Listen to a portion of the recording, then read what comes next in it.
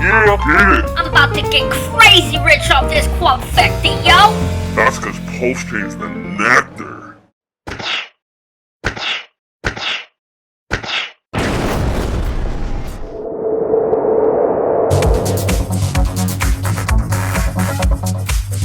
How many X's do I think PulseX will do? I'm pretty sure I just answered that. I think 10,000 X in 2 years is well within the realm of possibility.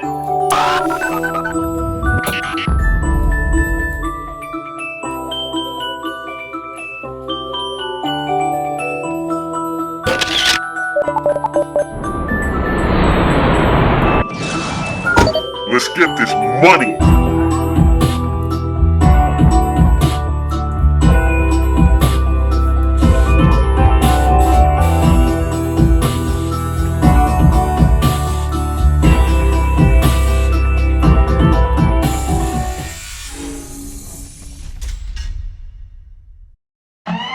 What's up, y'all? It's your boy Lit, the Mastermind. Welcome back to another episode of My Life is Awesome. Now, I have a very special guest today, and if you guys look over, that's your boy K4K Crypto, and he is known for having one of the biggest brains and highest consciousness and deepest high savage level game theory. If this were a competition, K4K would be crushing it gold ribbon Olympic athlete, savage game theory level. Facts. Now, I have been watching some of this dude's videos, and I think like all of us in the community, we're kind of like, damn, bro, you're crushing this game out. So what I want to do is I kind of want to get to know the man behind all this badass game theory a little bit. And I just want to get to know you a little bit better, bro. Tell me about you. I want to know a little bit about you. When you look at your own life and you look back onto how you got started into this game, what was your background before you ever found crypto? Did you have jobs? Did you have a career? What did your life look like when you woke up every day? Well, you start learning before you go to school and you don't stop after you leave school. So I've been research oriented for everything. Growing up with a computer, that's like such a huge advantage for kids growing up nowadays. It's like an unfair advantage. Like I feel bad for people who grow up without easy access to internet and information. Like it's like cheating. It's like living life when you have, oh, I have the answers to all your questions in 3 seconds. Like if you know how to use the internet, it's not even fair. So I think younger kids nowadays, and I'm just happen to be growing up with computers, and I was fortunate enough that my brother was into computers. I have an older brother. Well, I don't want to dox him. I was going to tell you all about his education, but that would be silly. But he's into computers, and my dad is into computers as well. Don't want to give too much information. This is crypto and everything. Yeah. But just having those role models, you growing up, it's like, well, who are you around the most? Probably your family. Well, what are they into? Oh, computers. Well, that's the most important invention in the past several decades, I guess. Computers are just huge, and like all the stuff we're doing right now, what's it on? It's on a computer. So the fact that I was like, how lucky can you get to be excited and interested in the thing that is the most valuable possible thing in the world is like currently cryptocurrency, and that runs on computers, and I'm interested in computers. Some people, they're interested in people, or not that I'm not interested in people, but like I'm interested in people. I love just like asking people like, what are you into? Like, what are you excited about? I love all that stuff. But I mean, like if you don't like computers, you're at a disadvantage in this world financially, usually, in my opinion. You can still make good money doing other things, but you still need good interpersonal skills and all that. But if you can also incorporate computing and all that, it just cuts so much out of all the troubles that way. Pretty much makes it real easy. So I grew up with computers, loved video games. Richard got me to stop playing video games. So it's like I used to identify as like, oh, I love video games, and I'll talk about all these games I'm good at, and I was always insanely good at them. Like You were a I gamer. would always beat all my friends no matter what game we're playing. What was They your called favorite me- game?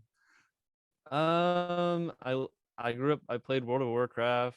I played what else? I like all the Dark Souls games. Those are really good. I'm trying to think of an earlier game. Like I grew up playing like RuneScape. My brother would play RuneScape, but mostly, what's funny is like my brother was always like ahead of me because he's like several years older than me. So, and I was so young, and basically he had the luck of having to deal with me being around. It has an older brother, little brother dynamic, and so if I wanted to be around, I had to basically do all the tasks that he didn't want to do in all these games. So I basically just had to, I would have to like farm for materials. None of the fun stuff. Like he's like, all right, you can play on my account, but you have to just farm these materials and Brutal. that's it. And I was like, okay, sweet. Yeah. Anyway, so I just grew up like where I had to do other things for him, like bring him water or food to stay in his room while he gets to play the game. And I was like, yes, I get to watch. I actually have a little brother, bro. But anyway, I can relate. I can relate. I'm the older brother, so I totally know, bro. It's just a brother thing. There you go. Tell me, when you were playing video games, did you get hectic on the hours? Like, what's your longest stint where you played video games like in a day? Like, how many hours? Dude, I've definitely gone for, I don't know if it's 24 hours straight, but you can play a whole day away, like, and be like, what? Like, I seriously remember just a whole summer, I was up till 5 a.m., like through the night till 5 a.m. Then I'd sleep for a couple hours. Then I'd just go back to playing the game on like a summer during like, I'm not sure if it was middle school or what, but dude, I definitely played a whole summer away one time. Like it was crazy. But like at the time when I was playing those games, there was nothing else I would have rather have done. Like that's just, I don't know. It's just like I'm playing a different game now, and it happens to kind of upgrade my life in a way. I just choose to look at it that way, I guess. And so that drives me to do this game instead. Plus I get to, in this way, I also like it because I feel like I'm making an impact and helping people and improving the world, and who doesn't want to do that while also feeling good and enjoying the game along the way. So yeah, I've always been into games. And so I guess the game theory part kind of just worked for crypto, figuring out every little detail and it's almost like trying to find, where's the break in the system? How can I hack this to be the best at it? Yeah. And like, that's what I love in games is min-maxing. You're just like, if I do this, if I stack all these things, then that means this does this, and that's not fair or balanced. And so I'm always trying to like find the best way to do something.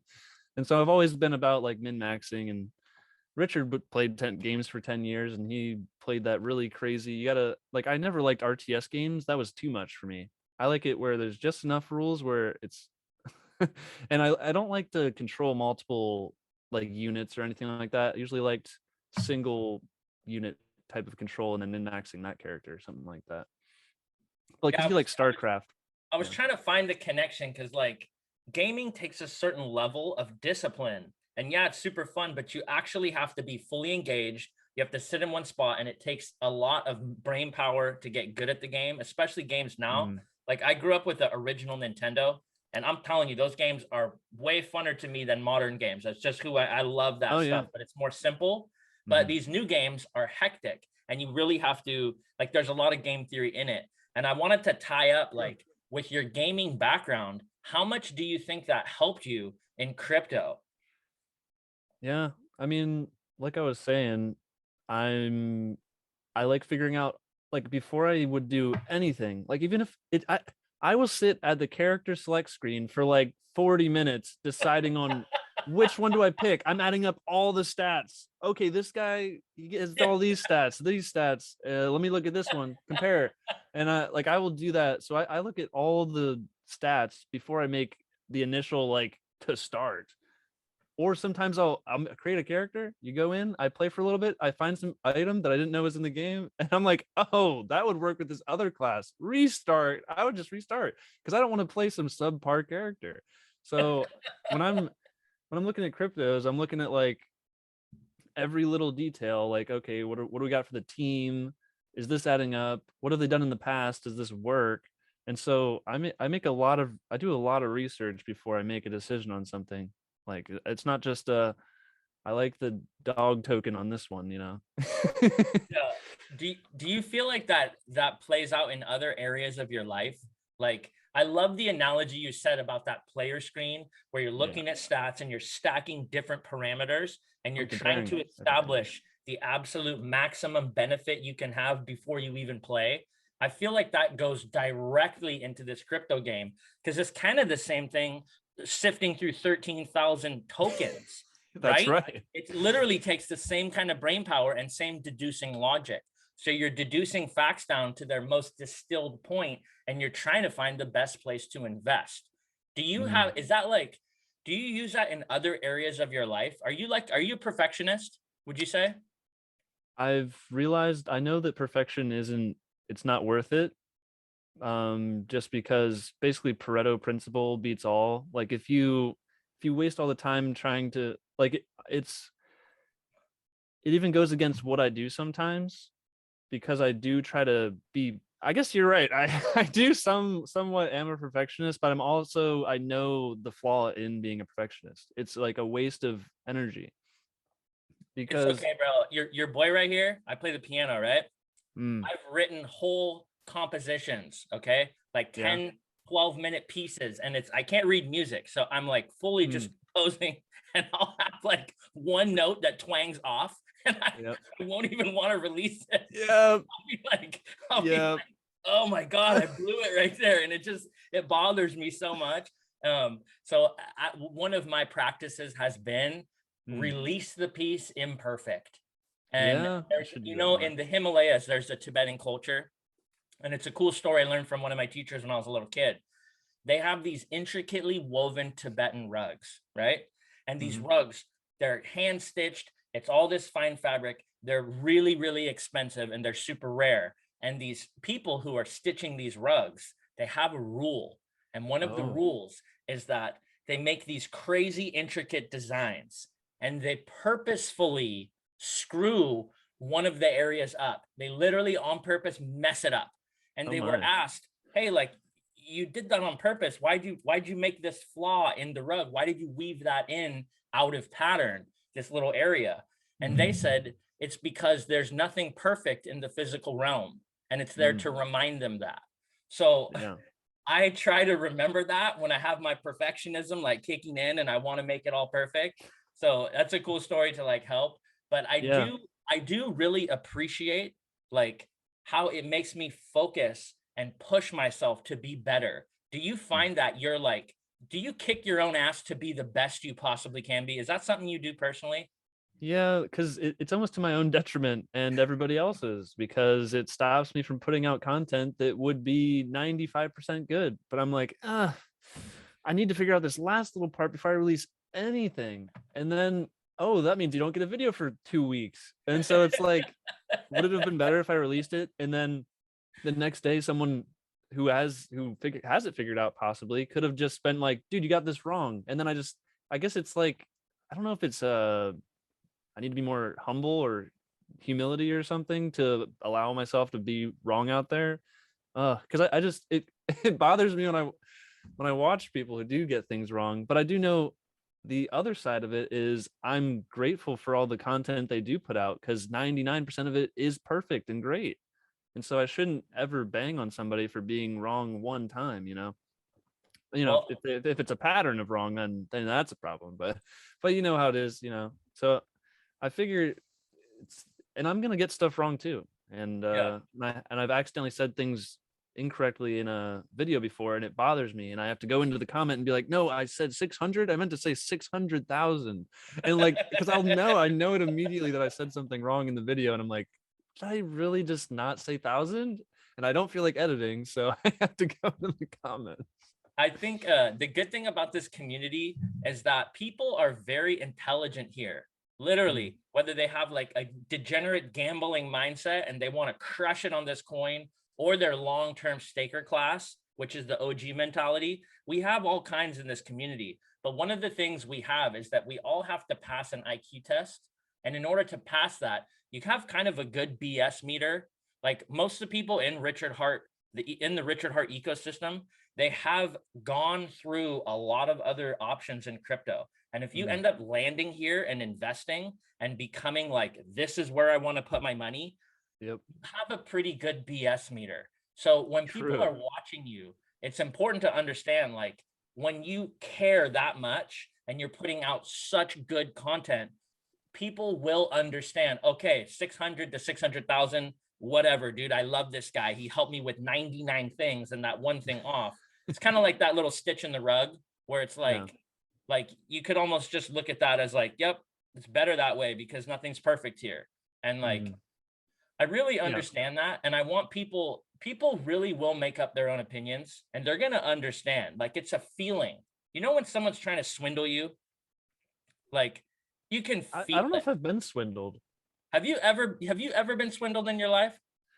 Actually, there was something I invested in early on when I was younger. It was before crypto. I'd never invested in crypto. It was something my parents had heard about from a friend, and they showed us these spreadsheets of what the returns would be. It was some crazy thing in Africa with wood, with like forestry. They had some special deal with the citizens there. It was something like that. Never saw a dime back. Lost like 20K in that. That was pretty bad. That was a lot of my saved up capital at the time. Yeah, was that a big portion of your bag at the time? That was the bag.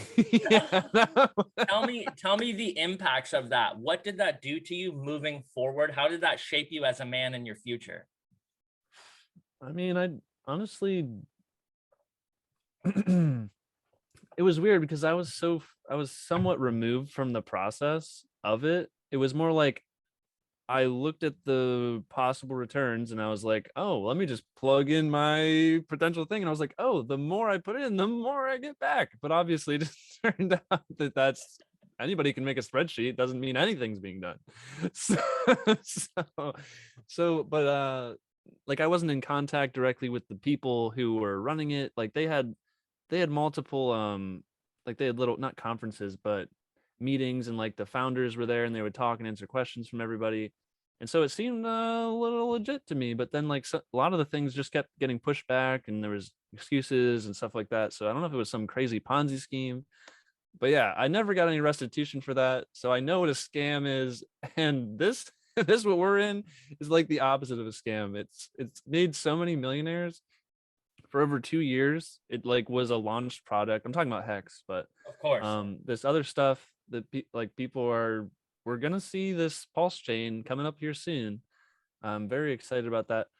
But to get more deep into your question, has it changed? You say it shaped me in some way? Yeah, because like I guess I got more skeptical. I did even more research and didn't I don't just throw my money anywhere now, without doing proper research. I think that's to the community's benefit, because when you're pumping out this incredible content, it's like, this is coming from someone who has been in the trenches and took their whole bag and thrown it into something and got nothing back. And literally, right. That was like all my money. I was like 17, 18, maybe 19. Yeah, it was like, because I never spend my money. Like I never spend it. It's just I would work, I'd get money. I'd saved up like anything I'd ever gotten, like get 100 from grandma every year, something like that. So like I'm birthday money, stuff like that. Just saved it. I'm just like, all my clothes fit and I like them. I'm just gonna wear the same clothes. And I don't need to buy. I don't need knickknacks. I don't buy really anything. I don't need out. I just save it. I just grew up saving everything I ever had. Unfortunate that our money gets stolen from us in a different way than the units, but didn't realize that till only a couple like months ago I figured out what the Federal Reserve actually is doing, and I'm like, what? Yeah, this crypto thing, we are in the right spot. And so I was just like, wow, this is so fortunate that I'm in this space. This is like the most important space, and I'm not in history, but like in our lifetime. For sure. It's like the last 100 years the money supply has been controlled by a monopoly, and everyone thinks it's right. Like that's how it's always been. It's not how it's been. It's like crazy that we've been like grown up in this space where people think it's normal, and it's just like, it's not how it is, or natural. Like inflation is not a naturally occurring thing. It's not supposed to happen. People are like, oh, well, it stops volatility. Oh yeah. We had the Federal Reserve during the Depression. Like it doesn't do what they were set out to do. It should be abolished. It does. They shouldn't be controlling the money like that. It doesn't make any sense. And Yeah, so it's a private corporation too. You know, like the no way it no was one set up voted in. the Yeah. way it was set up in the Constitution is that the government is supposed to print the money, and there's checks and balances in Congress. And Woodrow Wilson in the early teens, the 1900s, what happened is during his presidency, I don't know if any of you guys know this, but you can look it up. You know how people fund your campaign? These big families funded his campaign. And what they said is, we're going to get you elected, but you need to elect our dude as a board and put him in a position of power. And there's a quote from Woodrow Wilson where he's like, he got elected, and then he puts these people in power, and they run off and create the Federal Reserve, the creature from Jekyll Island. Yeah, I'm reading that book right now. It's so well written, so good. Ooh. And it's amazing. Bro, it's literally, you know how you were saying that these video game stats you study before you go in the game? It's kind of like these group of dudes got together and they created this system where they outplayed the human loan race. $100 out, and then there's going to be interest on top. And that's how they get their money. So as long as money's getting spent, there's going to come money owed, and they have an interest on top. So it's almost like they're incentivized to pump the money out. And I kind of feel bad, like, for the, you know, like, I love my dad, but he has been saving money in a business. He has a business, and he has been saving money. And he told me, I got this stack of cash, and he was super proud of it. But what happens is, over the years, the buying power of that chunk just starts going down because he's not really invested. I did get him to invest in PulseX. Flex on it. Oh, so future billionaire fam. Let's go. But part of the way I did it, part of the way I onboarded my dad, is I told him, look, your money is just sitting in your little hiding spot, and it's losing its buying power. $100 in the 1980s. Do you know how much bags of groceries you could buy for $100? Now, fast forward $100 in groceries, you're going to get, like, depending on where you shop, a bag or two. Sometimes you get more at a discount store, but literally, if you go to Whole Foods, you're going to get like a bag, might not even be full. Okay. Yeah. So the buying power is going down of our dollar. And with crypto, you have this opportunity to actually crush it. And with Hex, you have the ability to earn interest. So I totally agree with you. And it's really wild to see how our monetary system works, because it's mind blowing. It changes your perspective on everything. If you understand it, you're like, oh, I don't want to trade all my time for these terrible dollars. Like, what? You should already be set up pretty much. Like, they're stealing people's time away. It's really disgusting in a way. Like, just the mechanics of it. They don't even have to be evil actors wanting to do it. It's just how it works. They're removing the value from this thing that people are putting their time and effort into to earn. So if you're stealing the value of their time away, you're stealing their time away. It's like, and your time is your life, you know, like a lot of people, that you commit your life to a job or a career, and you're working for the man, grinding hours out, and then what you get is taxed already, and then you save it, and then it starts losing value, and your buying power goes down. And that's the same thing as just making less money. You might think you're making $20 an hour, but you save it, and they keep printing money into oblivion, and it's a hidden tax, extra tax, constant. And it's not even, and it's worse than we think it is, because technology is deflationary. It's a deflationary like actor in the marketplace. It's reducing the cost of everything over time. You're like, oh, okay, we invented this new technology. Now we don't need 30 people in the fields. We just need this guy on a machine, and he does it all like easy peasy, 10 times as fast. Oh, he passes on all these savings of not having to hire all these people. And then those savings go into reduced prices in the store for all of his corn. Why is the price going up still? Oh, it's because they tripled the monetary supply, and now your dollars are worth less. It's like, why is this inflation happening? It's crazy. No one would choose the dollar if they had these other options, but no one's ever had the options before, and now we have it. And so I think people just are sleeping on it, because you've had like several generations grow up with the dollar, and they're like, oh, this is how it always has been, right, guys? The dollar is the value. And it's like, but people are what give it the value, because we valued like gold originally, and it lost even that functionality of being able to redeem gold. Yeah, Oh man. the Bretton Woods Act is when we took the gold supply away, and that really did, it really just turned us into a full fiat printing craziness. And this has been proven. If you look at other cultures, like Rome had this happened to the ruble in Yeah, like Russia. the denarii, they've been debasing currencies for centuries. Totally. And if And it you, always ends up terribly. Always. dude, totally. There's like stories in Russia, right, where they're bringing the ruble, and there's like women with wheelbarrows full of Yeah. money to get a loaf of bread. Like it Yeah. does actually get Like that the bad. wheelbarrow is more valuable than the pounds of money you brought. It's like, I'll give you the wheelbarrow for the bread. And you're like, but my wheelbarrow carries all this garbage of money I have. It's just, and when did you start realizing about that? And tell me why that makes you more bullish on crypto, because you're understanding the monetary supply and how it all works. Tell me why does that make you more bullish on crypto and Richard Hart projects especially?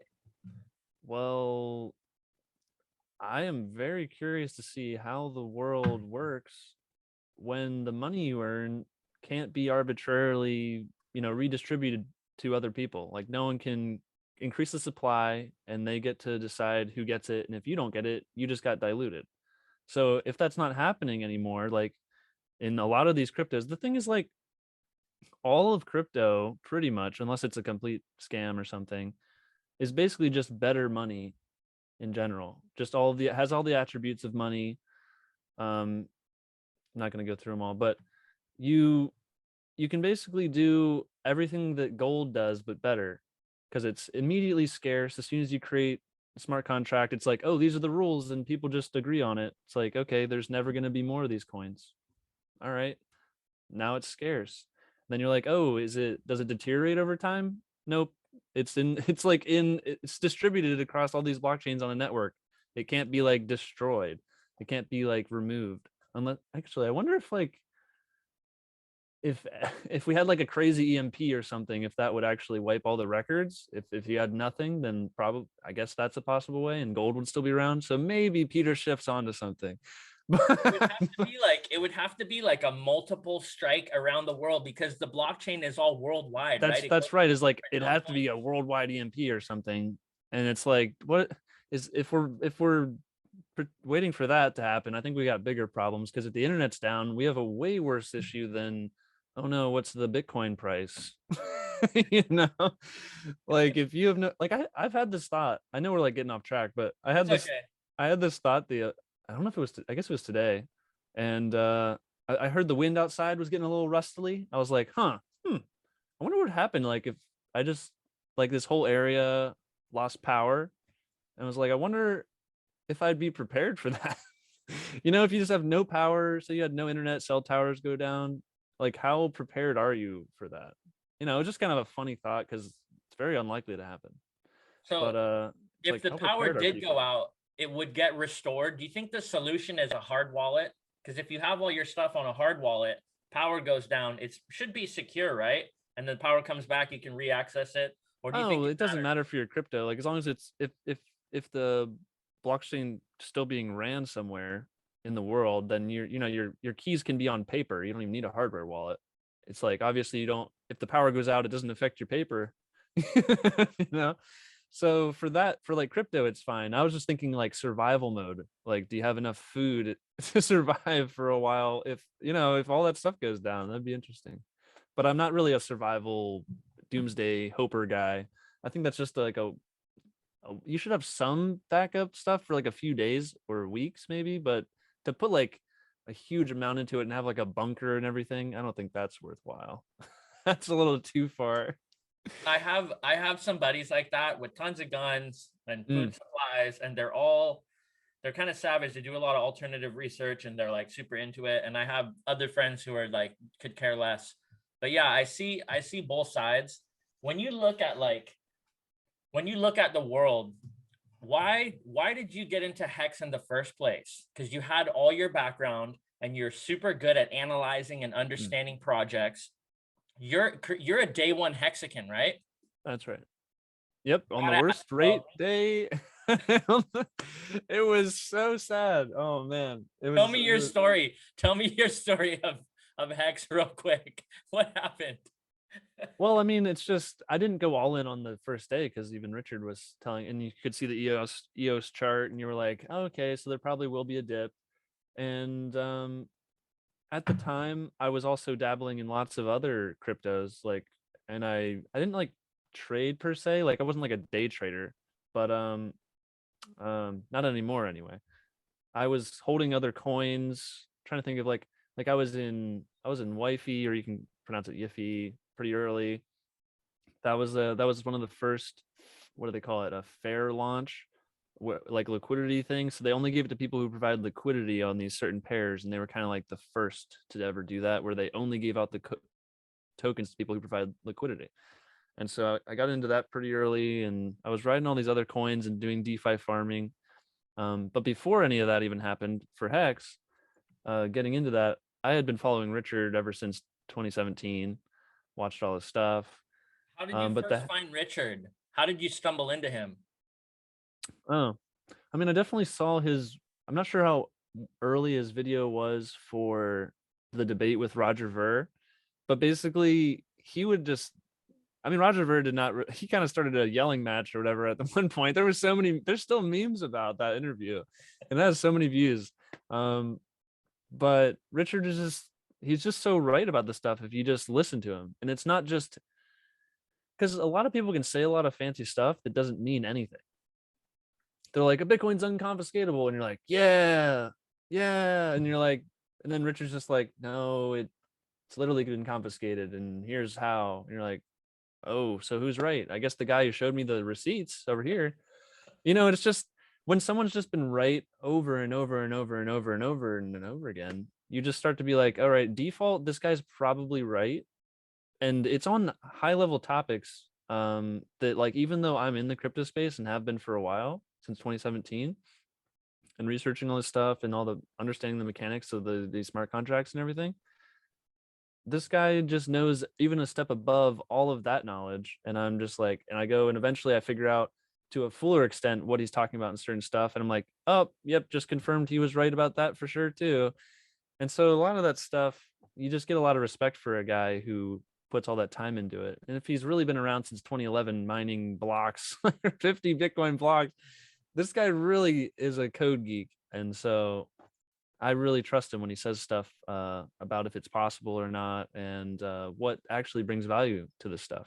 A guy who's built these businesses, he's built businesses before crypto, giving people value. Like, he knows how to create value and also accrue value for himself. He doesn't get money unless he gives you a good deal, because you won't buy it unless it's a good deal, right? You're not compelled to buy anything that he ever sells.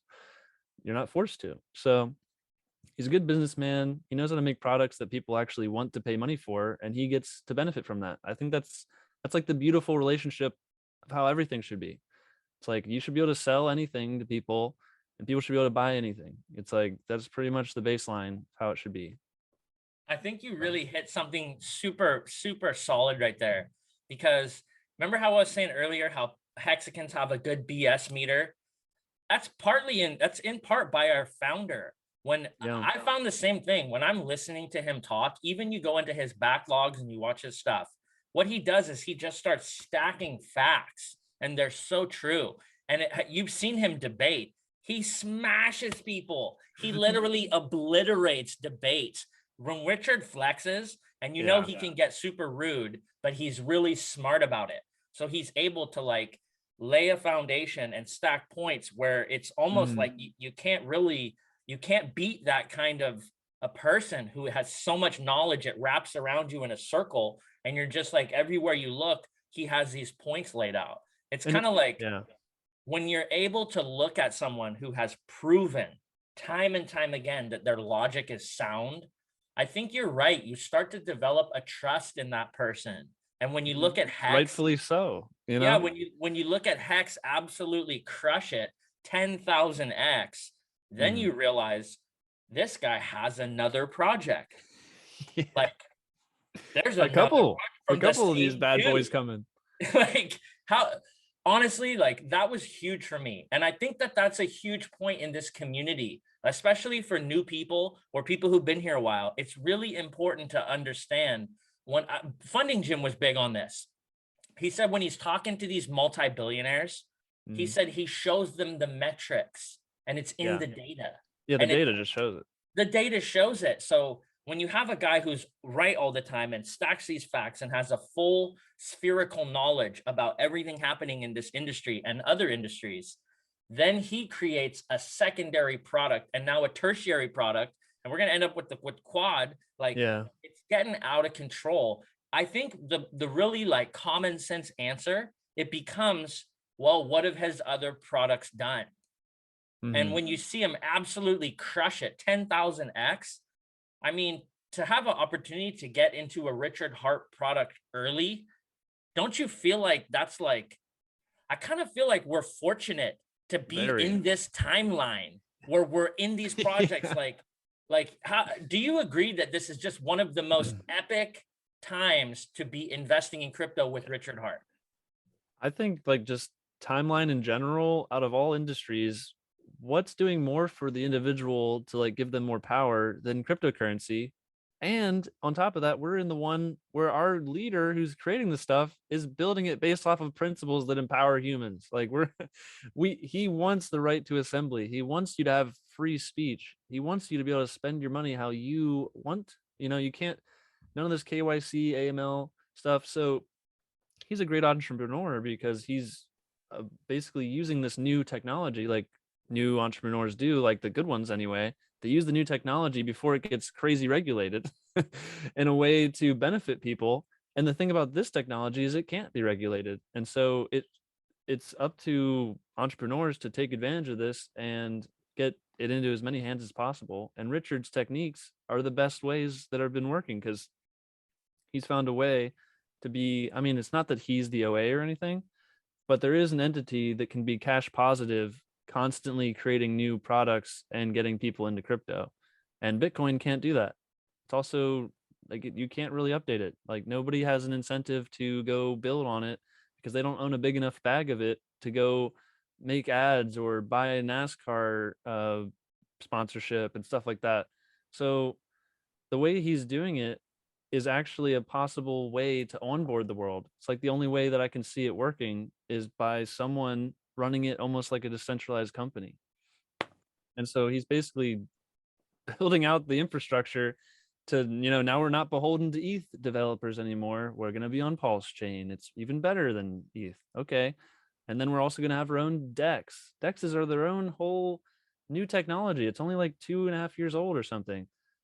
And it's huge. It's like a huge breakthrough that'll be able to trade with anyone else around the world with no counterparty. What? That's already huge. That should be like news headline every day. They're like, yeah, that this is new technology. Like before, if you had Hex, if we didn't have a DEX, you'd have to, as Richard say, suck middleman D and then go on a centralized exchange in order to get any value out to US dollars. I guess you still have to get US dollars. But if you wanted to trade for any other crypto, you'd have to go to a centralized exchange. So hopefully eventually, like as the dollar just trends to zero and people start realizing, wait, this is just becoming more and more worthless. Eventually humanity will catch on, I'm sure. Hopefully through all these awesome projects that Richard's coming out with, where we as the community are the onboarders, and it's only going to we're going to grow and grow and grow. Like the more and more famous people we get talking about it, then their audiences, then the people that they know, and it's just going to grow and grow because we can actually show the receipts of the performance of all this stuff. Like who doesn't want to get on in the stuff that not only do you maintain your buying power, but you're very likely to drastically increase your buying power. Because the thing about dollars is you don't really want dollars per se, even though stuff in the store looks like it costs dollars. What you want out of your money is the purchasing power. And so if the dollars aren't buying you anything, you don't really want dollars. And that's where it's headed. It's going to be worth nothing. So, yeah, crypto's the way out. It's a peaceful way out, I feel too. Like we don't need a revolution and war to reset everything if we can just pivot to crypto. So I love what you said. So when you look at these projects that Richard's created, tell me which one is your favorite and why is it your favorite? Because they're all super badass. We have Hex, which is the first CD, and you're getting interest earned for staking. We have the level 1 protocol, which is its own blockchain, PulseChain, and PulseCoin. The incentive is that anyone on PulseChain is going to have to buy gas and use it for transaction fees. So it's almost forced to go up over time. Then we have the PulseX, which is its own DEX, and we're going to have this token that we get for staking. Tell me in your game theory mind, because remember, when you're staring at those statistic screens on video games and you're trying to find all the best ones, when you use your high level brain on that, what do you come up with for your favorite, and what are a couple reasons why? Well, firstly, I think like Hex. I'm not going to say that's my favorite, but what did Hex have going for it that made it work so well? Well, no one is incentivized to basically put a lot of liquidity.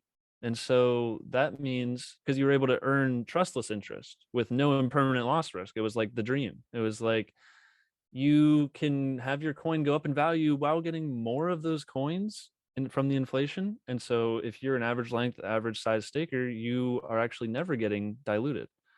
And so that was kind of like a way to not get diluted, but also get paid, and without having to risk, in a liquidity pool, you can get paid in fees and stuff, but you can miss out on potential gains. Whereas in Hex, you get like all of it in one.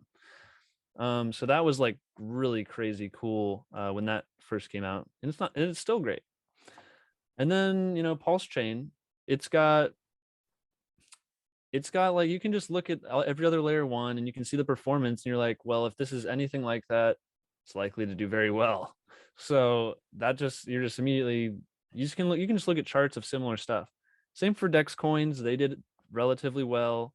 There's like, we're not copying anything that just went to zero. Like, why would you do that?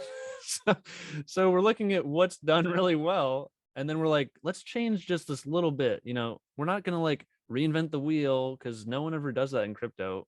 If they do, it usually ends up with a hack, and they're like, oh, whoops. I don't want to be a part of that. I want to look at the tried and true stuff, and you change like a parameter of stuff that's been audited and already been tried out, and we've seen it working for like a year and a half or something. And so now that like Hex has been working for 2 years or more, that's been basically tried and true. So early on, it was some new stuff, but now most of the risk is gone. It's worked for 2 years, no problem. So people can be even more confident buying it now. Of course, the reward is less because it has less ability to appreciate than before, but it's still an awesome deal. Now, PulseChain compared to PulseX, in my opinion, I think PulseX just has everything, like everything you'd want. So how we were talking about the liquidity of Hex and how it's low, and that helps for price appreciation, because you don't need as many dollars to push the price up. In a USDC Hex pair, if there's 10 million USDC on one side and whatever $10 million worth of Hex is on the other side, if you put in 10 more million of USDC, you 4x the Hex price. Wow. So like, I was getting the text. So like, in that, like, only like a year ago, there was only like $3 to $6 million of liquidity in Hex. And so it was like, okay, how hard is it to find 3 million in 3 million in crypto, guys? It's not hard. Not hard. And so basically, as anybody found out about it, the price was just like, wow, there's like, there's nothing between us and going like 100x. So we still relatively, we don't need that much dollars to push the price of Hex up. And a lot of the supply of potential sellers is into the future. You won't even see it. So they can't even sell if they wanted to. But Pulse, you don't have any lockup feature. You can delegate your stuff, and that's cool. You can earn more of it.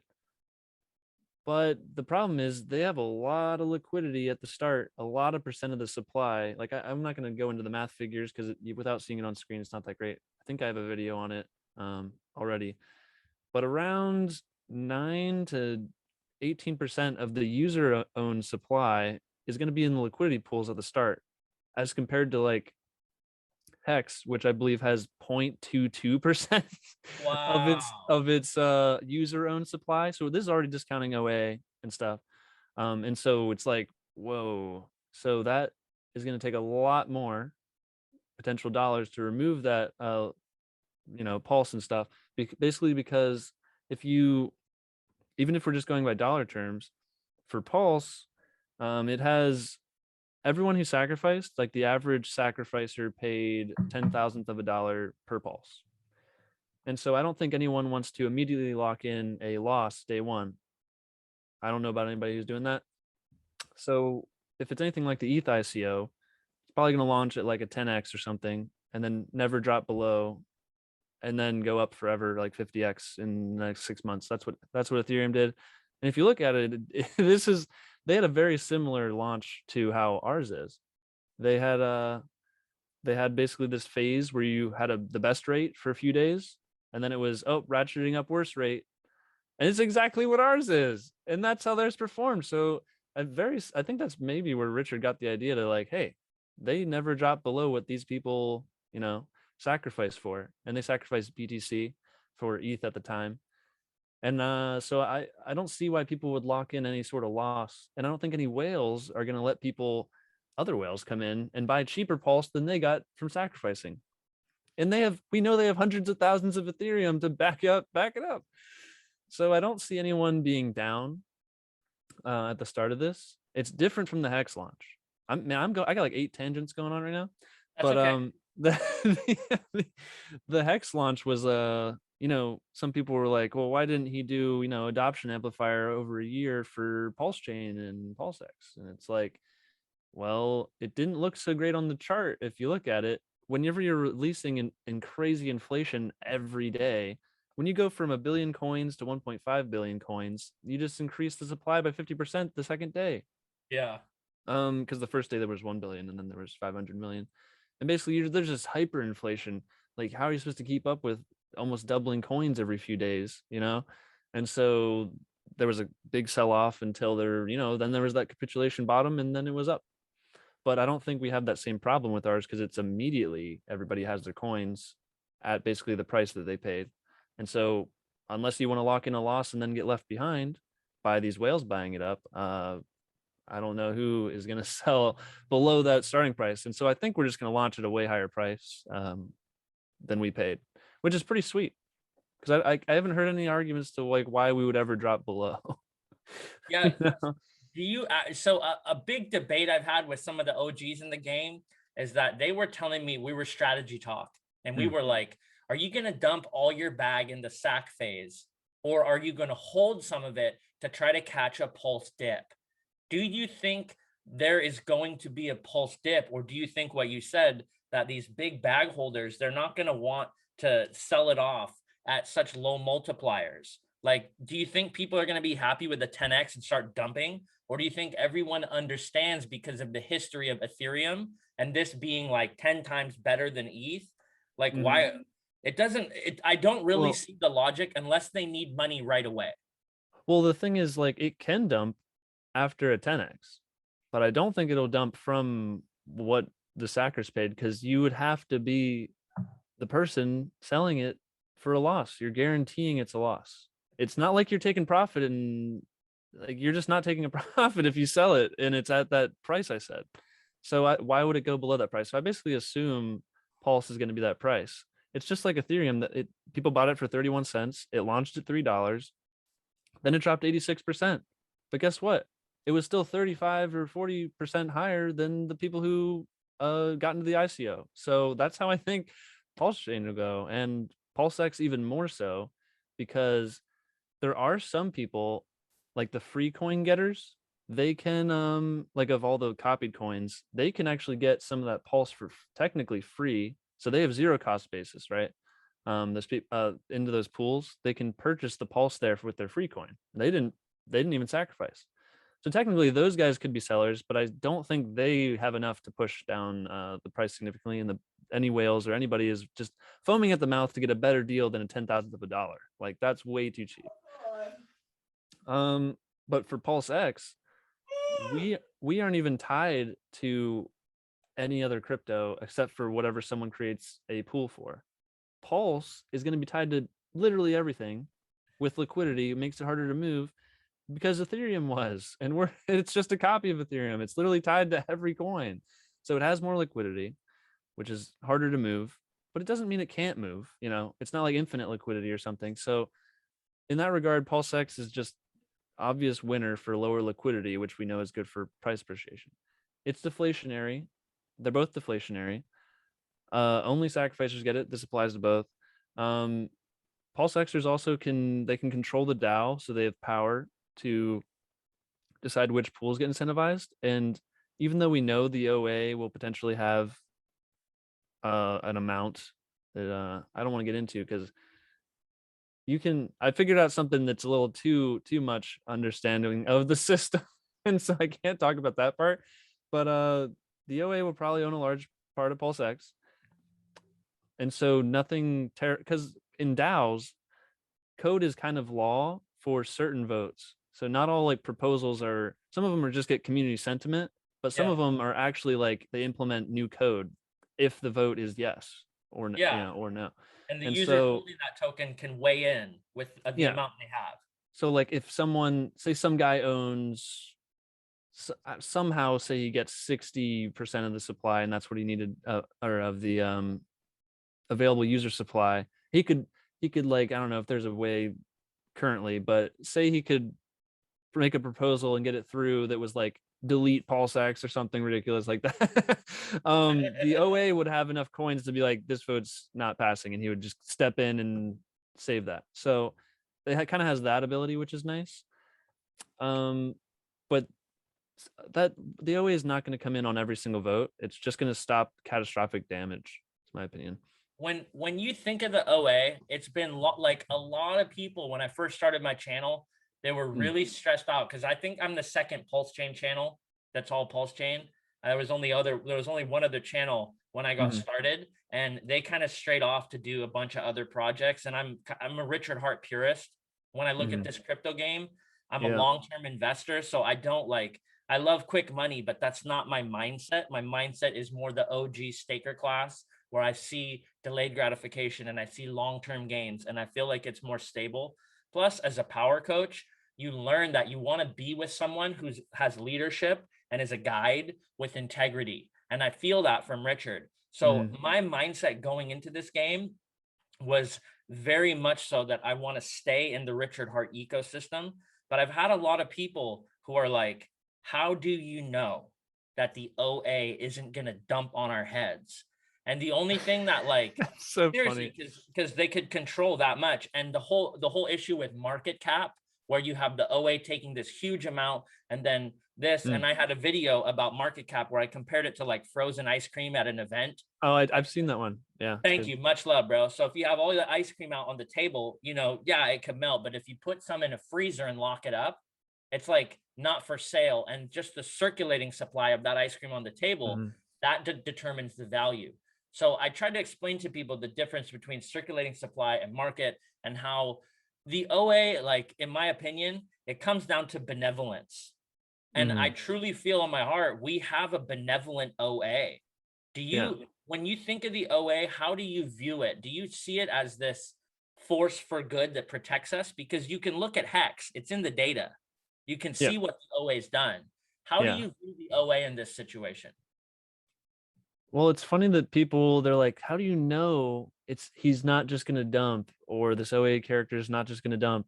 And it's like, first of all, then they don't get more value that they could have gotten in the future by onboarding more people. Like if they're a good actor, they can grow the pie, which means they own like even more, So first off, just right there. Then there's like, if you look at any other coin, basically, the top 90% is owned by some team wallet that they split up into a bunch of wallets that say it's advisors, it's the dev team, it's the whatever, and it's all the same guys. It's all the same guys. And they actually dump. They really dump, like constantly. Quick game, bro. Yes, or even Link. There's memes about how Sergey from his wallet just dumps Link on a constant basis, and there's like memes about like, Sergey, stop dumping, please. And it's like, why do you guys think this is legit and not this other coin where you can see on chain, oh, it's never sold a coin? What? You want the one where it never sells a coin, constantly sells coins, but since you see the guy's face and he said that's him dumping, you're happy about it? Like, what? That is not no, just look at what's happened and you can just see the incentives are aligned. Plus, So, when I was talking to Funding Jim, he explained that the real God whale, he's gone on chain and done deep analysis. He explained the real God whale has never sold one hex. Oh wow. So you have these mega whales, these Genesis ETH whales hodling their bags of hex. And you got to understand when these big dogs are doing that. I really like the point you made right now about the OA, about their long-term thinking. If they hodl that giant stack that they have and you play the numbers game, the outreach, the onboarding, the pre-viral aspect where this is eventually going to become a viral project, this actually increases their bag exponentially and the value of each token. So it's kind of like if they keep the land, like they own the land and the city keeps getting bigger and bigger and they own so much land around it, they could sell it off. But why would they sell the land when the city keeps growing and it keeps producing more and more value where each house is worth more money? And they're like, dude, go ahead, give it 20 years, right? And let each house become worth so much where now the outskirts of town become more valuable. And my family's partially in real estate. So we have had like family discussions where sometimes the best investment can be buying like 20 miles outside of a town and thinking more long term. Because if you look at certain towns and how they're growing and expanding, pretty soon, if you have a longer mindset of like 15, 20 years, that house you got for pennies on the dollar now becomes a super desirable area and they put stores around it and it's become this extended version of the town. If you like a real estate agent with long-term approach to owning the land, it's kind of how the OA could gain massive value and it becomes this incredible power play for them to hold their stack. Yeah. And it's like if you personally were a multi-billionaire and you own 90% of a coin, why do you need to sell this coin? You can only extract what's in the liquidity. Like you can only pull out like 30, 40 million. Is that what you need? 40 million and everyone hates you? Is that what you want? Like, just look at what everyone's like, oh, when rug. We're literally just flying off to the moon without you. like what? Just no one would sell in that environment. Maybe when there's trillions in there, maybe when they have quadrillion dollars, like, but no one needs that amount of money. And if you think somebody like Richard could be the OA, isn't that the type of guy who's fighting for your rights and wants to change the world for the better? Isn't that the kind of person you want with monetary power in this world? 100%. It's like, who else is better? This guy's trying to make your life live longer so you're not just dead meat in a few years, you know? And not only that, like he wrote self-help books and I'm, dude, power coach, natural health counselor, almost 20 years. I have been dedicated to helping people and their life become better from the inside out.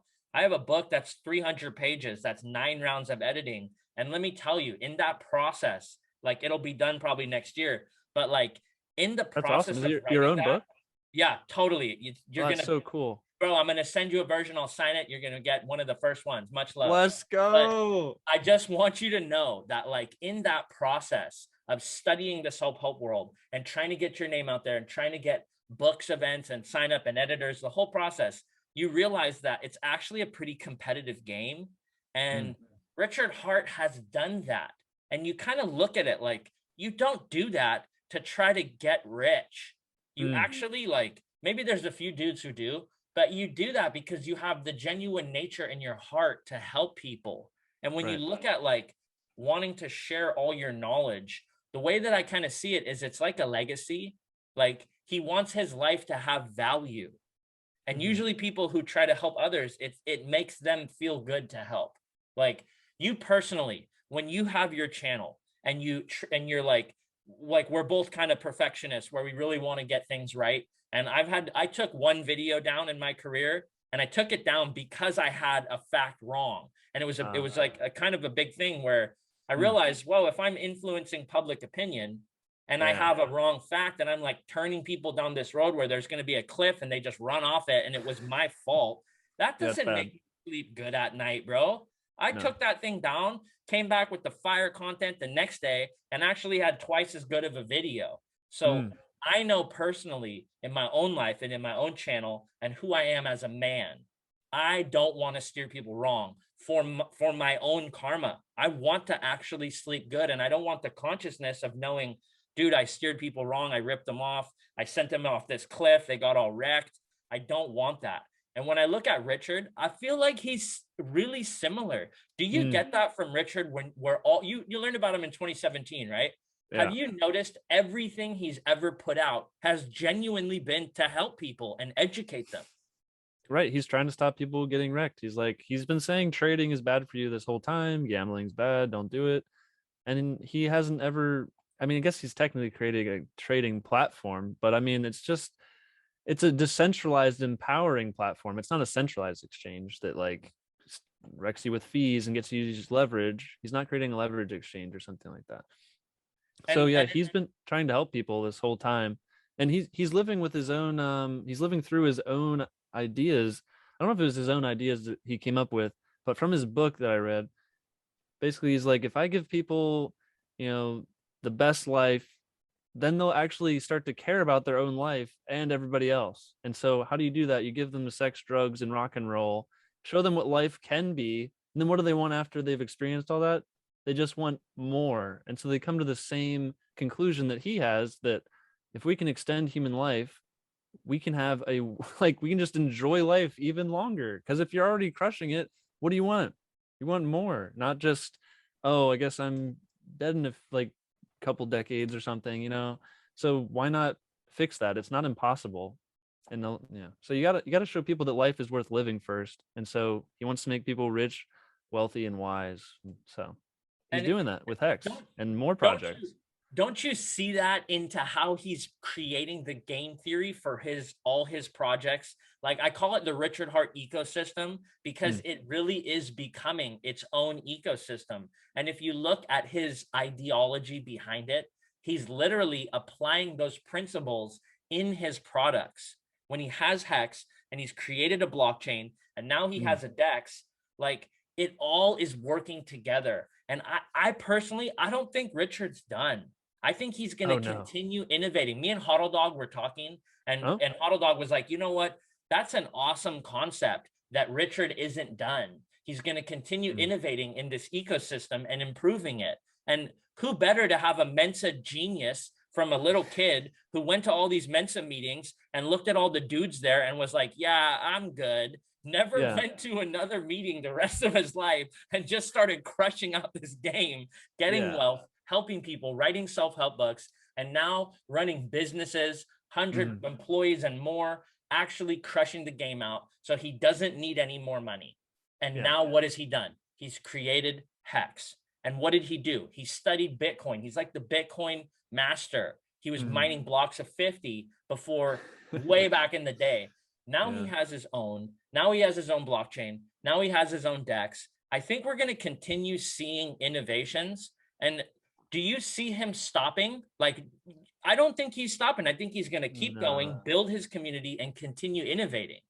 Yeah, I don't see him stopping, because there's nothing else better he could be doing with his time. Like, I'm sure whenever if he ever does get a chance to relax, if he's anything like me, I bet it makes him feel bad that he's relaxing. He's like, dude, this is not the highest and best use of my time. And he's just like, oh, back to work, I guess, constantly. This guy works harder than I think anyone else, ever, because he's working on really hard stuff, and he's managing it all. He has to know the deep, intensive details of what his developers are working on to even understand that if they're doing a good job. You can't just be like, hey, devs, can you do this? And they go, yep. If he doesn't know what they're working on and able to look at it and understand it, they could just be scamming him. But obviously they haven't. When they released Hex, he's got good devs. So he's working well with the devs. Like, he has the mind for it. He's working with people. And the fact that we somehow got this community out of all, from his first project, is that, has he said that he wasn't, he didn't think the community was going to be something like this? Has he said something like that? That was the craziest thing he didn't expect. He didn't expect this crazy community to come out and be all on board with everything. He thought it was just coin was gonna do well, that'd be cool. But you know, I guess when you lock in everybody for 15 years to pump their own bag, that kind of you get that kind of culty behavior because you're like, well, I'm already locked in. I might as well be happy with it or something. And it has performed well. It's not like it's doing bad and we're, you know, sad about it, but have to pretend to be happy. It's done insanely well. Like, so I don't think he's done. Yeah. No, Yeah, not and done. like when I've heard him say when asked about his legacy, what he talked about is community. He was most proud of Yeah. exactly what you just said. And it's kind of like he like when you're telling about these videos, how me and you have tried to be super perfect in all our information, a lot of effort goes into that. And imagine how much effort Richard has had to do to give all of us content creators Oh all man. this to talk about. Like he literally has built a mountain and we're Mm. little routes on it, right? Yeah, But we're yeah. all on the Richard Hart mountain. It's all in his ecosystem. So he has this huge monumental task of creating this giant mountain of projects and products that are so intricate. And now we're here innovating all these content creations about it to share with people, to get them onto this mountain and in this ecosystem. And you're right. It's kind of like you can't predict a community that comes together. And now that he has this community, I just see it growing exponentially. Do you see the growth happening in this community personally?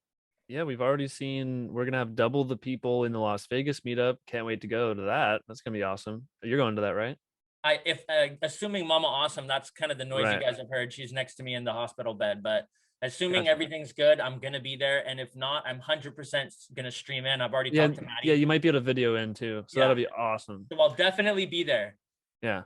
So with the wait, what was the question again? Is the community It's growing? basically like the community, like Growing, right? is what he's most proud of. And do you Mhm. see the exponential growth that we're starting to have? Like on this ramp, we're starting to really pick up. It's starting to just Yeah. start stacking more people. Yeah, we're getting a lot. I definitely see like there's not a day that goes by that I don't see someone with a complete noob question, and that means we're getting new people, guys. That's good. Like you see the stuff in Twitter, and you really do get people like, how do I set up a wallet? It's like that's a new person in crypto, and you know where they're talking about it in the Hex Crypto Twitter. So that's good. That's new people getting into a good project that isn't like a scam or poorly coded. That's good. That's better for the world. Like you don't want people putting money into something and then losing it all. Like a lot of these things happen in other crypto projects. It's never happened in a Richard Hart crypto project. It's never happened. And so I think if you were going to bet on like what, or not bet, but this is the community that I think has the best potential for changing the world for the better. Like there's no evil person in this community who wants to like do anything evil. I don't know if does anybody actually set out to be evil in this world. I bet some people do, but or like they have bad tactics to go about it or something.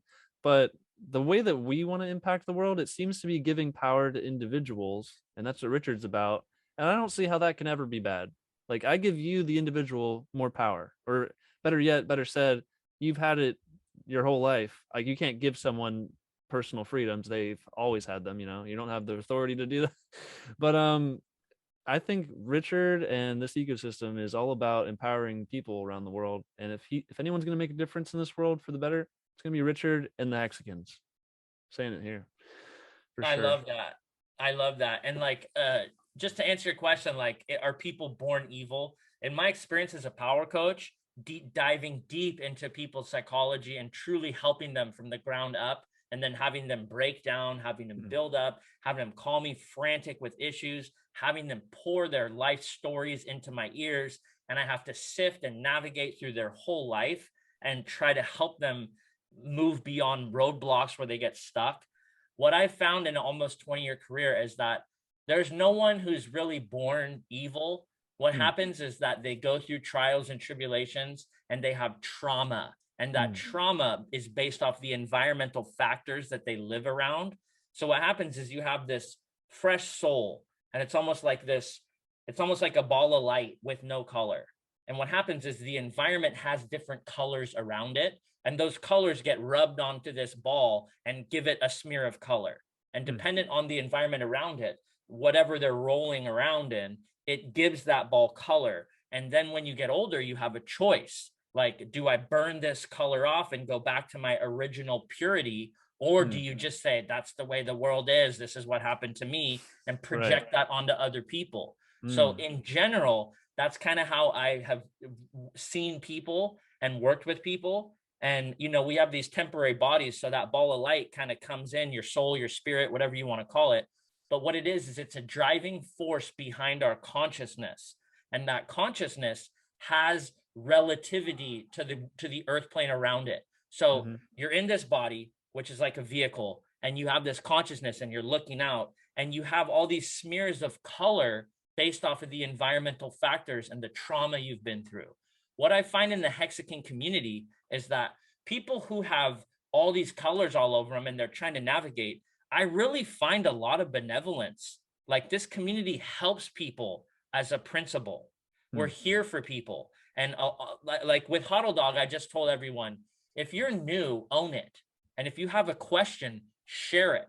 And what we're finding is a collection of people that are happy to help. And I feel like part of the reason they want to help is because this learning curve in Hex and this learning curve in crypto in general is really hard. And when you have really good gains in the community, like when your bag has crushed it, you kind of want to help other people. And there's also another factor that is a little, like, I don't know how many people talk about this, but let's be real. When I started the Masters of Onboarding series, the reason I wanted to really help people and influence all the other channels to start onboarding as much as possible is because, in my humble opinion, as an investment, the best way to get these charts to go up and to the right is to onboard more people. So it's not just the goodness in our hearts, it's also a sound business decision as an investor to be increasing the size of the community. So you have these people getting involved here where there's like multiple benefits to onboarding. And I feel like, how do you feel about onboarding? Have you onboarded a lot of people, or do you feel like your channel has a lot of experts and medium level people? How do you feel you fit in to the community that way? Oh, do you mean like my YouTube? How much have I onboarded? But I mean, in person, I've onboarded probably maybe over 20 people. That's awesome. That's badass. Major Friends, love. family, and some like even not like really even some close friends, but some and cousins and stuff. Got some of them into the PulseX sacrifice. So I cannot wait for them to see the gains. They're not even gonna believe it. They're not gonna believe it. Oh my gosh, I can't wait. I can't wait to have to tell them, like, do not sell. It's only 100x. Like, it's gonna be crazy. But for my channel outreach, I don't know. I'm not really. It's hard to tell what types of people I get, because I still get lots of the basic questions of, how do I get started? You know, like they're excited, like they don't know anything that I said, because that's how my videos are. Like, if you don't understand some of the basic crypto concepts, my videos make 0 sense, because I'm already like talking 100 miles an hour at the first step per second. And so if you're stuck at how do you set up a wallet, everything I said about liquidity providing made 0 sense to you. But I think they feel the excitement I have for it, and they're like, I want to be as excited about something as this guy.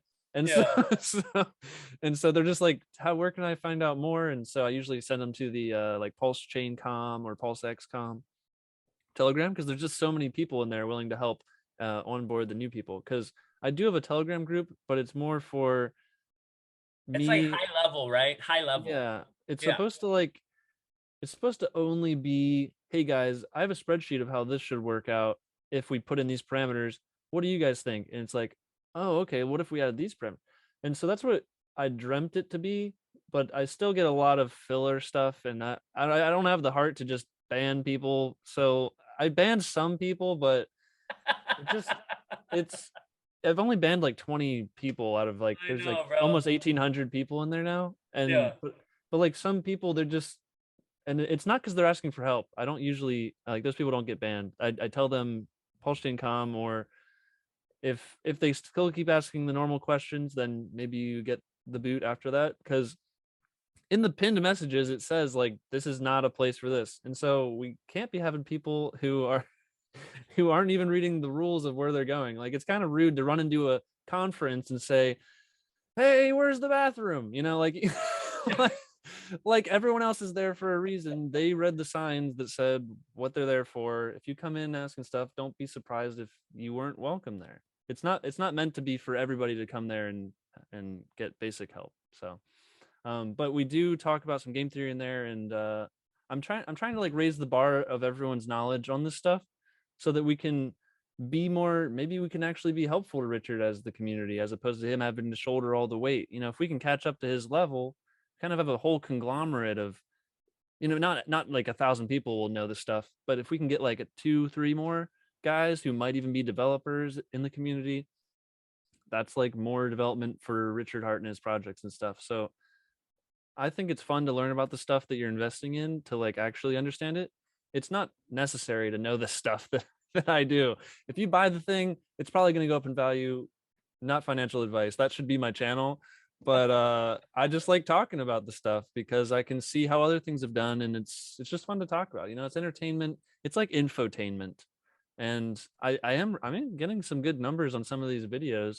And I don't think it's all just Texicans going, yay. Like, I think there's new people coming in. So I wish there was a way for me to detect if they're never been in crypto at all, or never been in Hex before, versus the just Hexicans who like to see more content about how well their bag's gonna do.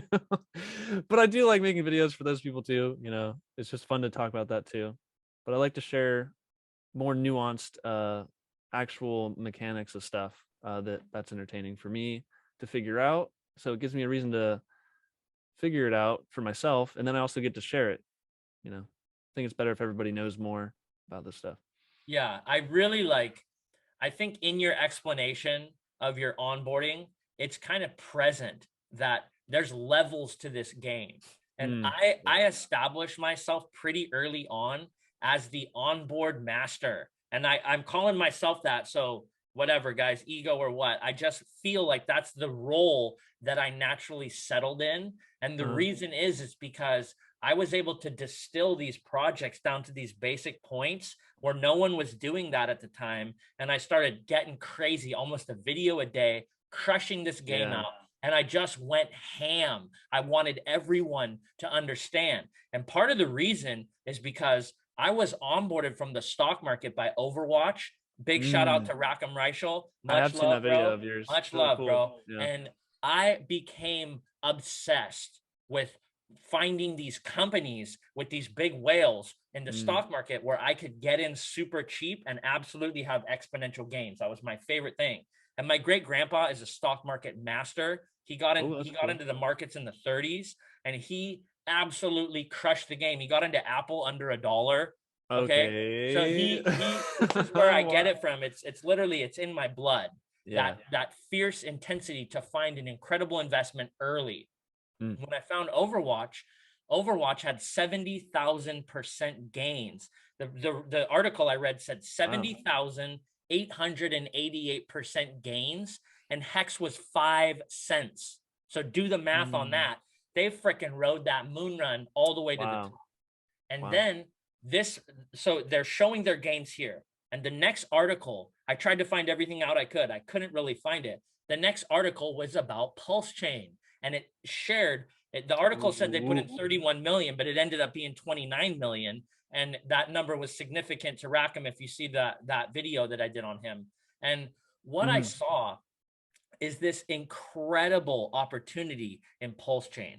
And I became so bullish so early that I just started shredding out videos, trying to get everyone to understand this content. And what I found is that I was one of the pioneers in breaking down this project. And yeah, you were actually true. And a lot of channels came from the info I'm doing. And like a lot of people have written to me and been like, Lit, you inspired me to start my channel. Like you're part of the inspiration to me starting. And I've got to be like, I got to see this growth. And I'm so honored because I'm a power coach. Like I want to empower people. So when I see that influence, and it lights me up, like I flex on it. And I have had to answer, bro, just so you know, I've had to answer these noob questions for like Yeah. my whole channel. If you look back on the comments don't lie. The ones YouTube allows me to keep, but Yeah. they're in there and you see my answers and I'm trying to get people in. Oh yeah. I feel like there's levels to this game where I'm kind of a base level and I'm helping people who are new navigate, learn these analogies, understand Yeah, how your this stuff analogies works. are amazing. That's like Thank you, bro. perfect for onboarding. Yeah. Thank you, bro. And what I see with you and your channel is you're on the upper echelon of game theory and masterful thinking, where like people who have watched my content and are frothing for more, they find your channel and you just get into this whole new chapter. It's like it's like you're the advanced Yeah. math class. Yeah, You they know? can't skip yours and come to mine, or they're gonna be like, what, this guy's just talking nonsense, and then they're just, all their alarms go off. But if they get your analogies first, then they understand the fundamentals, and then you can get excited about what's happening in the background mechanic wise. Why is this better? Because now you understand what's possibly good, and then you can understand what could be better. Like if you don't understand the base layer, you can't understand anything built on top. It's almost like math and how you have to build from like algebra upward. Totally. And I think like, you know how the community kind of forms? Like Richard Hart didn't know what this was going to turn into. And we're doing it every day. We're like an evolving being as a community. True. Yeah, we're all growing. Continue to evolve. Yeah. You have filled a role in this community.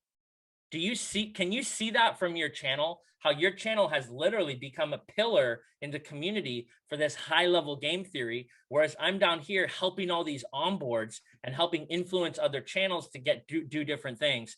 And it's like, it is holistic.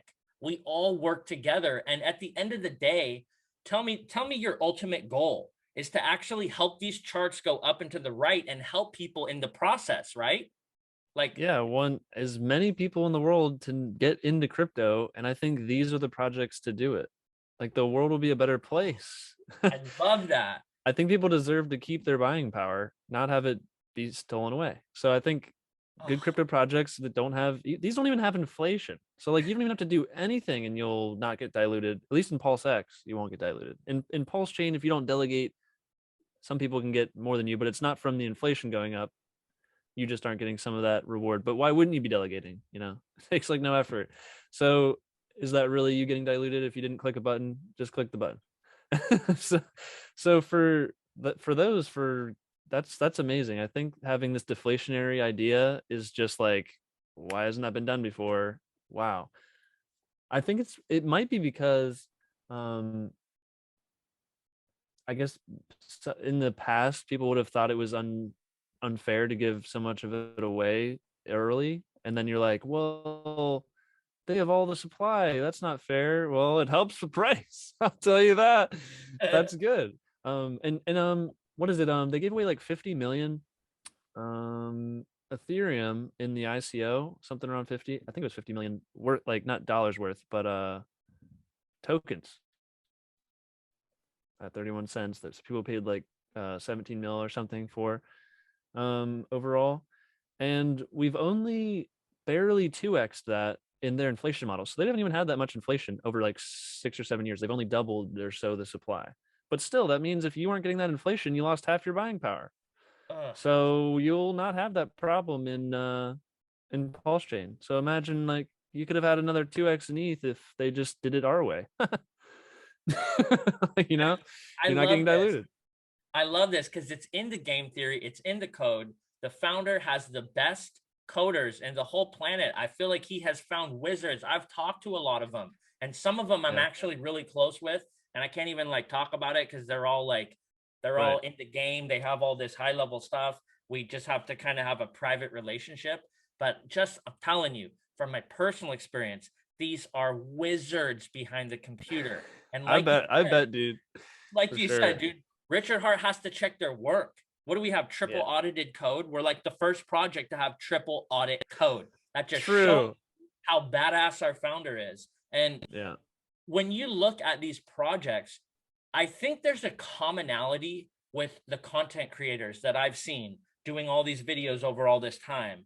I think that there's a genuine passion that comes, it boils up in our spirit, where we see these 13,000 cryptos, this ocean of crypto we're swimming through. And it's like a Yeah. fish comes at you or a shark, and you're just like, oh, get away, get away. And you see the Richard Hart project and you're like, bring it on. That's where I want to be. I feel like that energy is magnetic, and we want to share that magnetism once it hits us. Do you feel that way? Like you got hit with a powerful ball of energy and you're like, oh my God, I see it. I want to share. Yeah.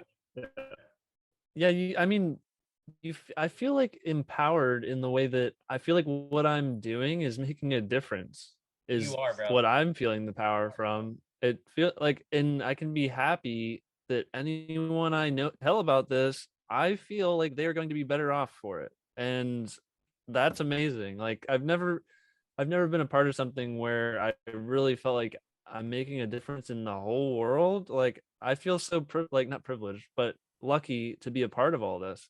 And so I'm happy to share my knowledge. I bet if I wanted to do a paid group, I could do that, but I'm never gonna do that. So it's because like this is like I share a lot. Like I know some alpha that would like blow your socks off, and I don't even some of it I can't even share because it's potentially dangerous. But it's like Why really don't you fun want to to figure share this that stuff part? out. Is that There's because one. like, is it because will it create like an arbitrage opportunity that you're worried about, or what is it that you want? Like, you don't have to share it, but what makes you not want to share it?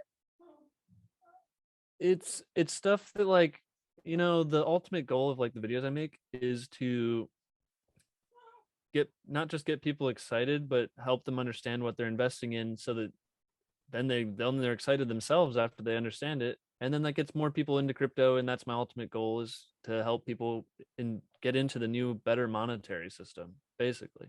That's awesome. And the thing that I'll tell you after this. Okay. I can We'll tell chat you, but after. I can't share with everybody. Yeah, I don't want to give any details No, because no worries, bro.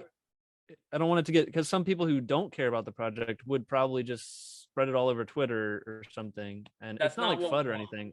Yeah, it's just Yeah. something that if if a mass amount of people knew, there could be some bad actors in there who could potentially do something.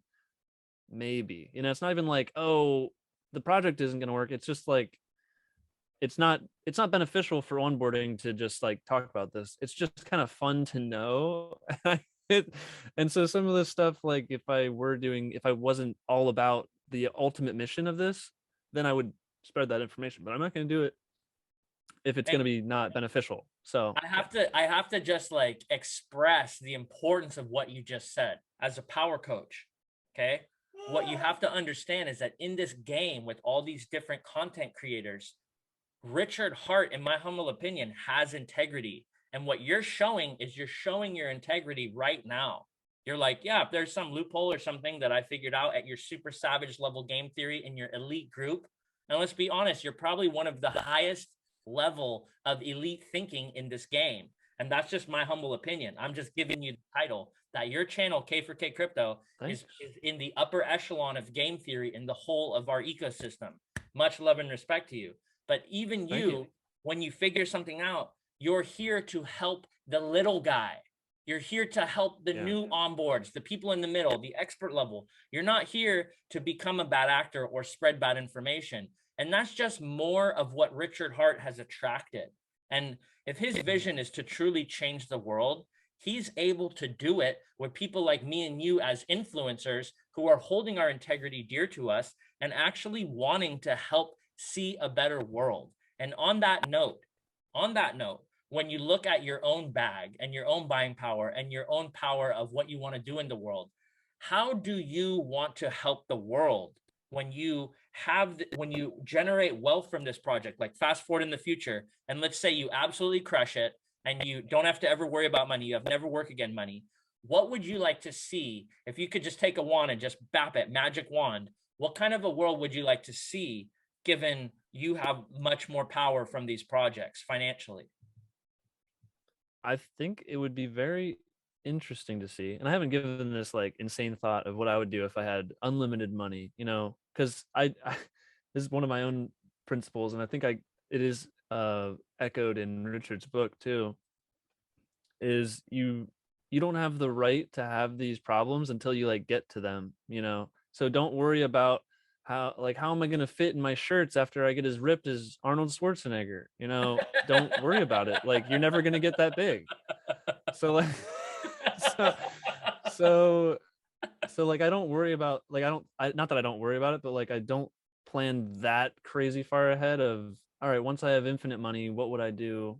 I mean, maybe that's a good place to, you know, you come back from there of how will I get to that infinite money? Because if I could change that, why wouldn't I? If I can draw the path there.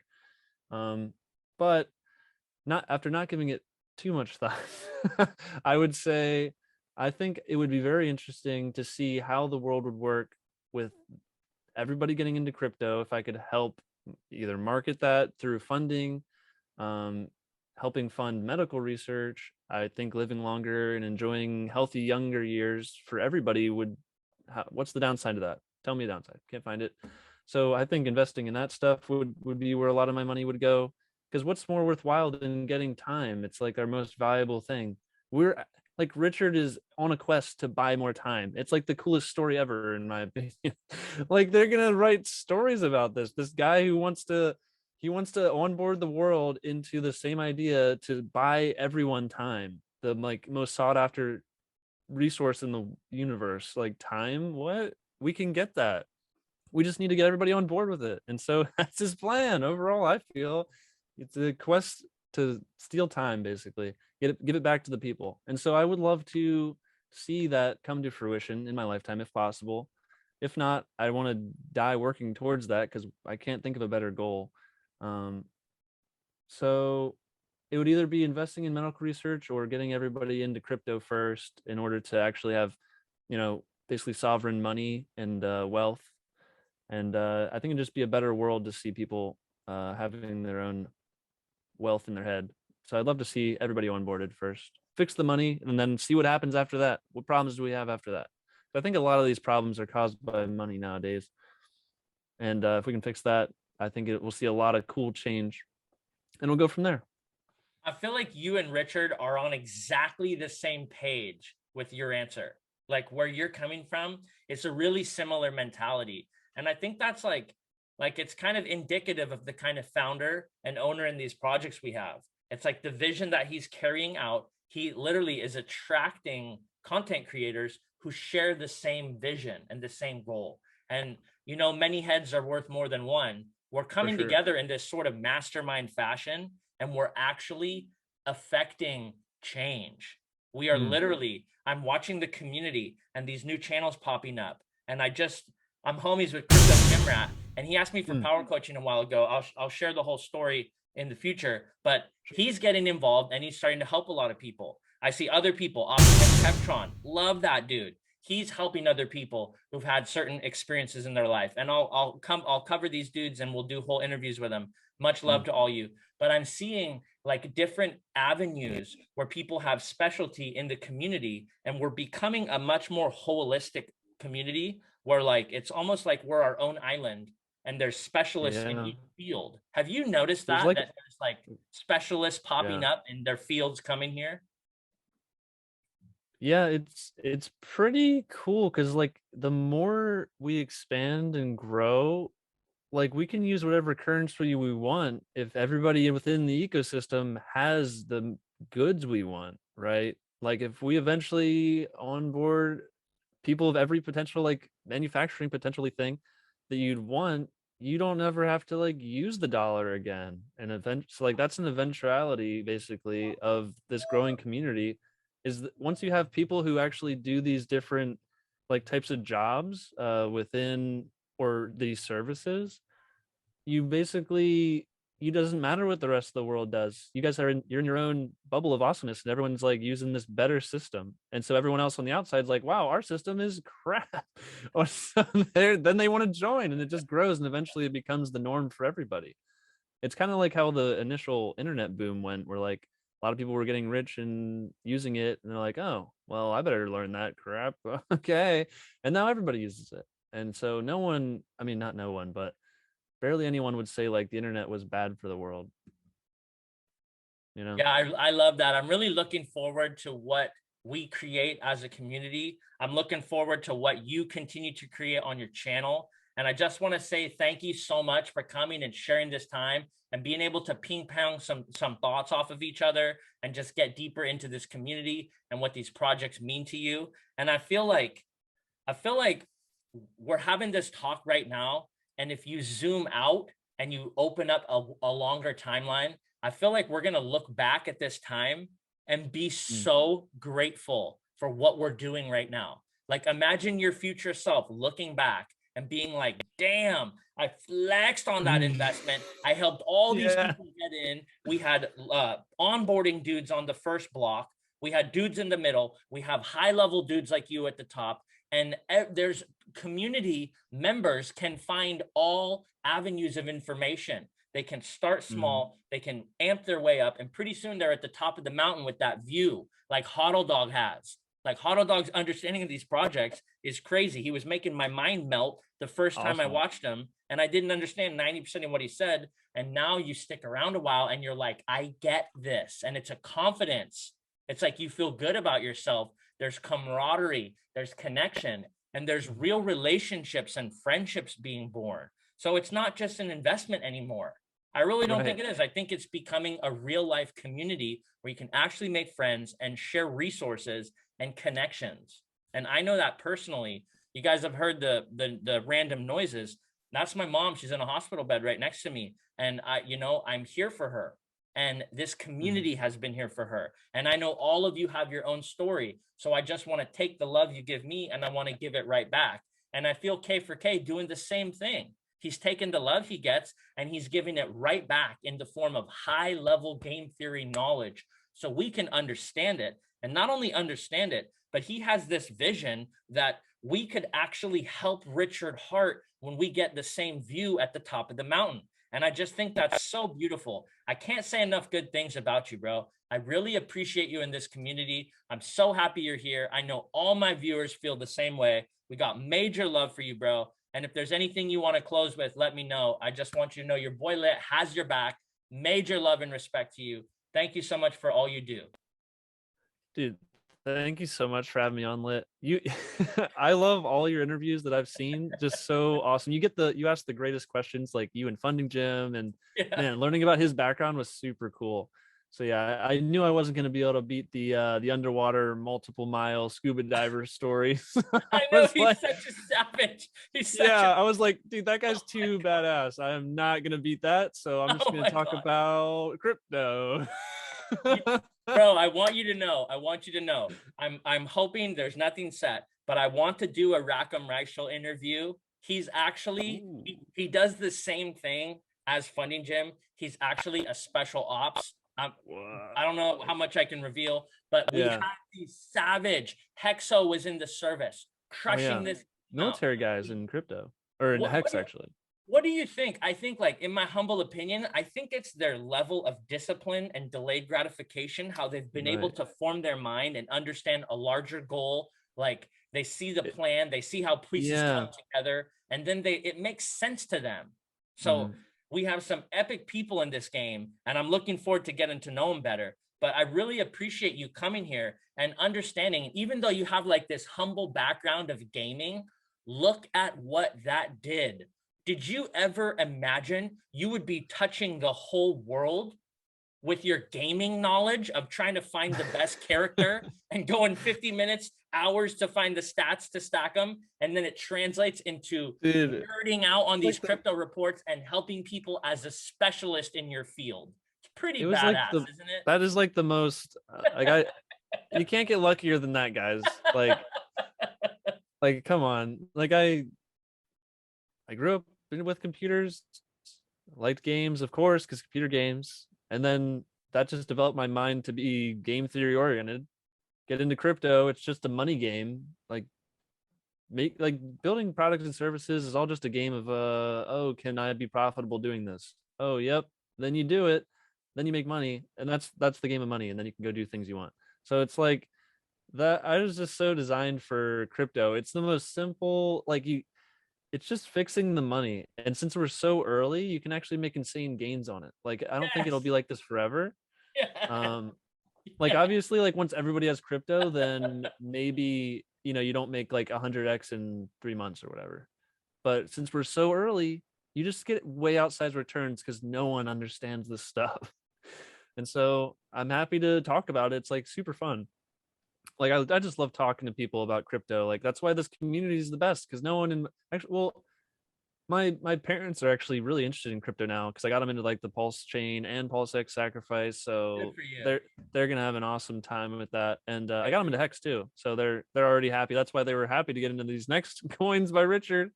But like it's fun to be able to actually talk to them about it, because like for the first couple of years I was in crypto, it was more I'm still learning about it. I'm not as confident talking to people about it because I'm still unsure myself of where's this value coming from, you know.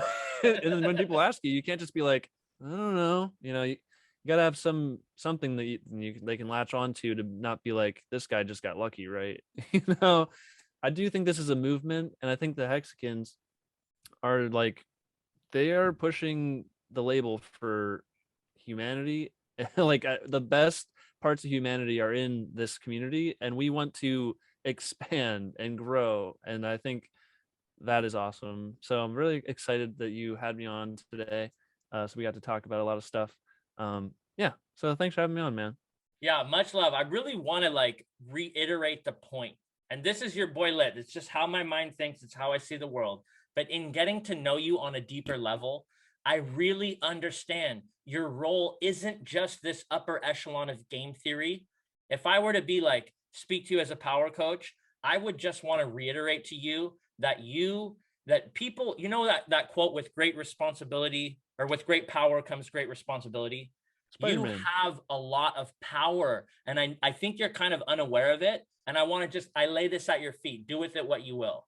But a huge portion of people in this game love video games. I love playing video games back in the day. I used to do a lot of it. But a lot of people, it's a huge portion of their life.